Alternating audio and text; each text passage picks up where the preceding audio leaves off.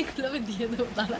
আজ আছে একটা আউটডোর ফটোশুট। প্রত্যেকটা শুটের আগে ঠিক বাড়িতে এমনটাই চলে, একদিকে মাসি খাইয়ে দেয় আর অন্যদিকে রাখিদি মেকআপ করতে থাকে। তারপর আর কি, রেডি হয়ে বেরিয়ে পড়ি দুজনে।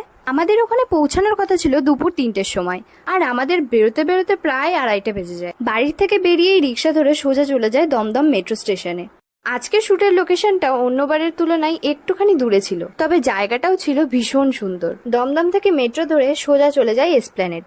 ওখানেই ফটোগ্রাফারের সাথে মিট করার কথা ছিল। সেই মতো ওখানে পৌঁছে ফটোগ্রাফারের সাথে মিট করে চলে যাই আজকের লোকেশন চন্দননগরে। পৌঁছানোর সাথে সাথেই আমাদের ফটোশুটের কাজ কিন্তু শুরু হয়েছে। আমরা যেহেতু গেছিলাম উইকেন্ডে, তাই সেদিন ভিড়ও ছিল কিন্তু প্রচুর। সেদিনকার শুটের ছবিগুলো বেশ সুন্দর এসেছিল। শুটের ছবিগুলো আমার ইনস্টাগ্রামে অলরেডি আপলোড আছে, তো তোমরা সেখানে গিয়ে চেক আউট করতে পারো। বাড়িতে যখন আসলাম তখন প্রায় 8:30 বাজে, আর এই দেখো ও মনে হচ্ছে আমায় কতদিন দেখে। ভিডিওটা ভালো লেগে থাকলে একটা লাইক করে দিও।